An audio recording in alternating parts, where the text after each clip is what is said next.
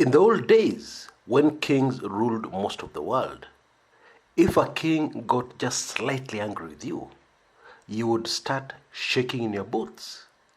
You would even start sweating, and maybe sweat would not be the only liquid coming out of your body. Why? Because the last thing you wanted was the king to be angry at you. Because that is a man who would easily have your head separated from the rest of your body just by snapping his fingers. But even in modern day democracies and in modern day pretenses to democracies, think you know what I mean, it is not a good idea to have the president of a country angry at you. Especially to the extent where the minute you stand up to speak, they walk out. This is the fate of 34-year-old Kiharu legislator Ndindi Nyoro, who is very close to the deputy president, indeed a key ally of the deputy president in Muranga. Over the weekend, during a funeral service in Kiharu constituency, Ndindi Nyoro's constituency, the rookie first-time legislator stood up to speak, and the president made excuses and left, and returned when he had finished speaking. And it is definitely not a coincidence, because this is not the first time it has happened. During the funeral of legendary patriot Kenneth Ndindi Nyoro Matiba last year, the president did the same thing.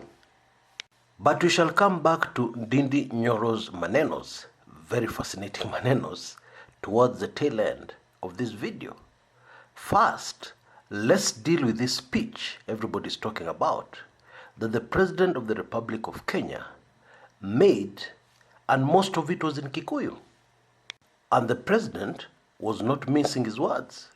And although the President was not present when the local legislator Ndindi Nyoro made the remarks that so annoyed the President, President Uhuru kicked off his remarks by starting with what Nyoro said. The President said, "I hear there's some people asking for money." The Kiharu legislator had appealed to the President in his speech that the President at least donates 5 million to the local Gikuyu secondary school for development. In Gikuyu, the President said that every MP usually handles 100 million Kenyan shillings annually, and constituents need to ask the MPs what they do with this money. The President emphasized that MPs should be working for the benefit of the people, not loitering all over the place, talking about things which could not be understood. Now, obviously, this was in very direct reference to the Tanga Tanga team, of which Bwana Nyoro is a prominent member. But even more fascinating is what the President moved on to after making those remarks. He spoke about corruption and the war on corruption. The President emphasized there was nothing which was going to stop the war on corruption. The war on corruption was unstoppable. And he said in Gikuyu, not even microphones will be able to save those implicated in corruption. Indeed, the arrests are going to start very soon, he told the people in Gikuyu. He said that what responsible leaders should do is make sure that they leave something behind for future generations, not to loot everything, so that future generations have nothing. Now, in my view, this is the most direct attack ever the President has made on his own deputy, of course without mentioning his name, but he left no doubt whatsoever, speaking the Kikuyu language. You can say something and then you leave people guessing. They are not exactly sure who you are referring to. However, this speech by the President over the weekend at the funeral left absolutely no doubt. You tell off an MP for loitering around the country with the Tanga Tanga team, making endless speeches which are completely meaningless. And then immediately after that, you talk about corruption, and how people are going to be arrested very soon.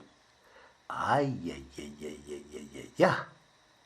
There is absolutely no doubt that what the president was saying is that members of the Tanga Tanga team, will be arrested very soon. And some members of the Tanga Tanga team, who he did not name, are corrupt. And those are the ones who are going to be arrested very soon. And not even a microphone will save them. What? I'm telling you, just as I said in an earlier video, things are about to start happening in Kenya. And not normal things. The things that are about to start happening in Kenya are unprecedented. They have never, ever happened before. At least, not on these shores. Now, if you need further clues as to who the president was referring to, there was another incident, at the same funeral. Neighboring Kiambu governor, because Kiambu is not in Murang'a.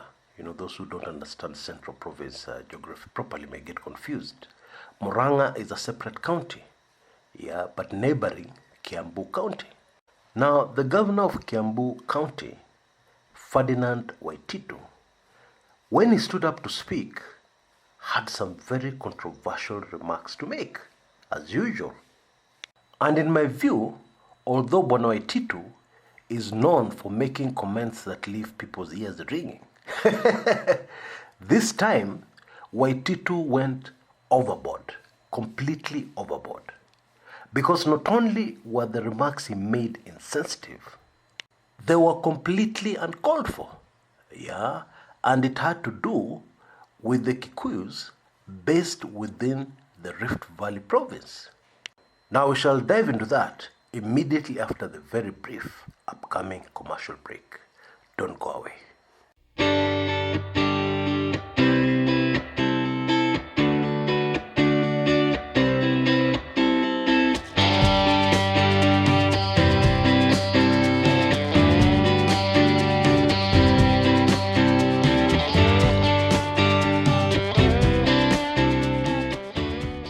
Welcome back. Now, Ferdinand Waititu, the governor of Kiambu, told the funeral gathering, that he had ditched the Tanga Tanga movement. And I guess this was just a joke. Because in the same statement, he conveyed the condolence message from the deputy president, who was not present at the function.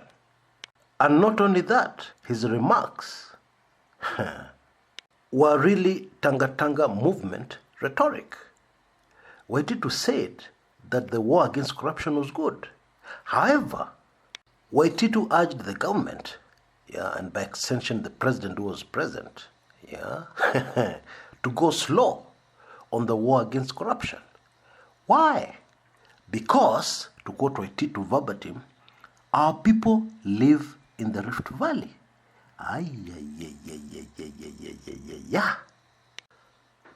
What Waititu was saying, I have no words.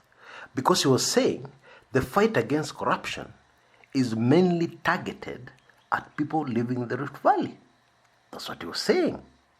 And therefore, the government needs to go slow on that fight against corruption. Meaning that some people should be spared. It should be selective. It should be slow and not serious. The whole objective being to save members of the House of Mumbi who are within the Rift Valley.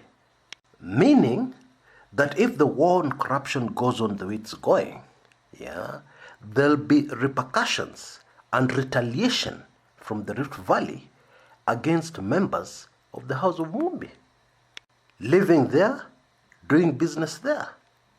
Let me quote verbatim exactly what Bwana Waititu said at one point, so that there's no confusion.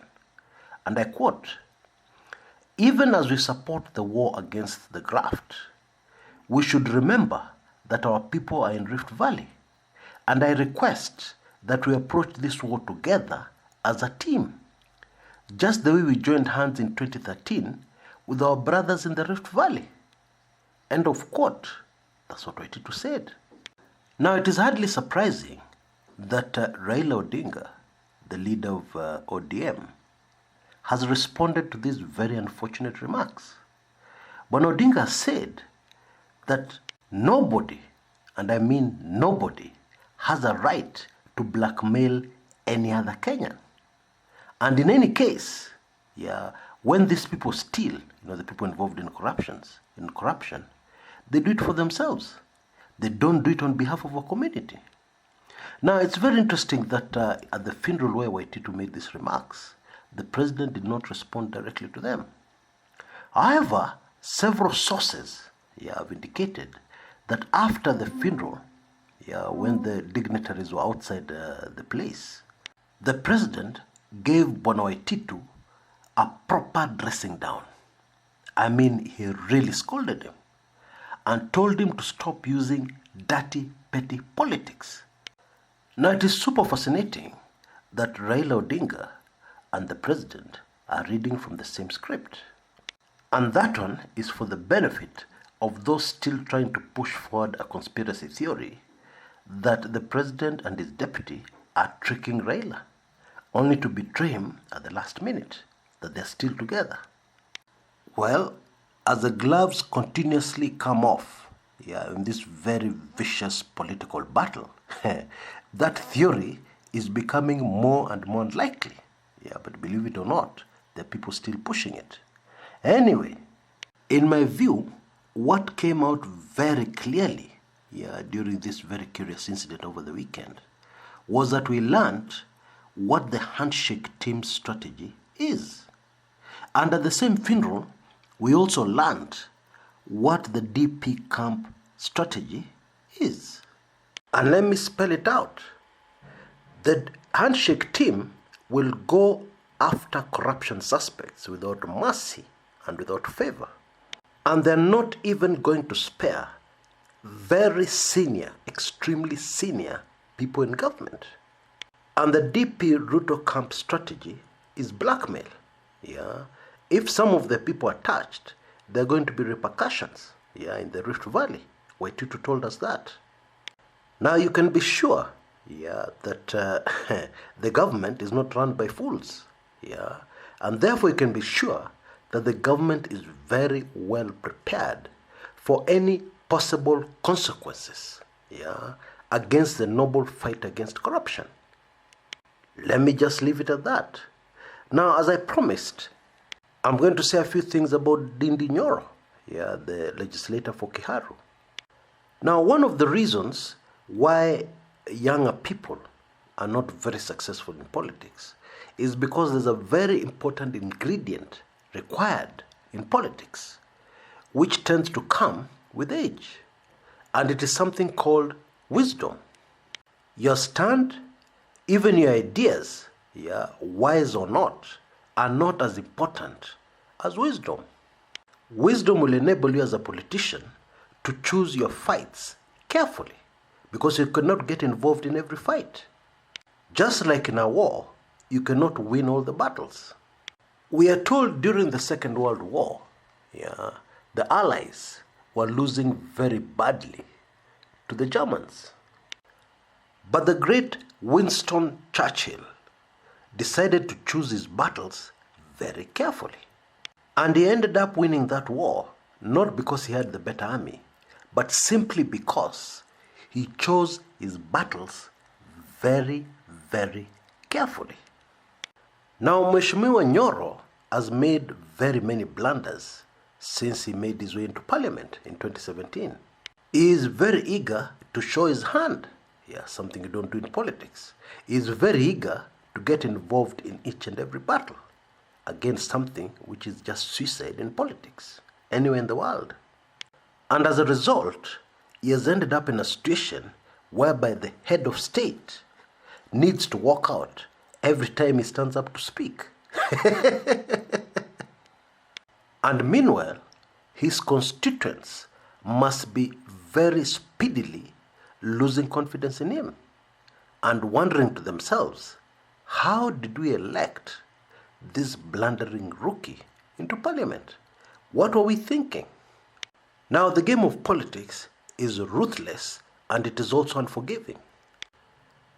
And it is very unlikely that Bwana Nyoro will be re-elected by the people of Kiharu. Extremely unlikely. That's the way it looks today. Of course, politics is very fluid. Anything can happen. But if elections were to be held today, Bwana Nyoro would never see parliament. But to be fair to him, it seems, at least in Kenyan politics, wisdom is not necessarily present even in older politicians. And Bwana Waititu has proved this again and again and again. Now, I am very close friends with people who went to university with Ferdinand Waititu in India. And I trust my friends. And my friends tell me he went to a very good university in India. And he graduated. He didn't buy his degree. Which very clearly tells us that having a university degree does not make you automatically wise. And more importantly, it's possible that you lack wisdom so much, that people stop believing that you're a graduate. Until next time, this is Kshs, Kumekucha.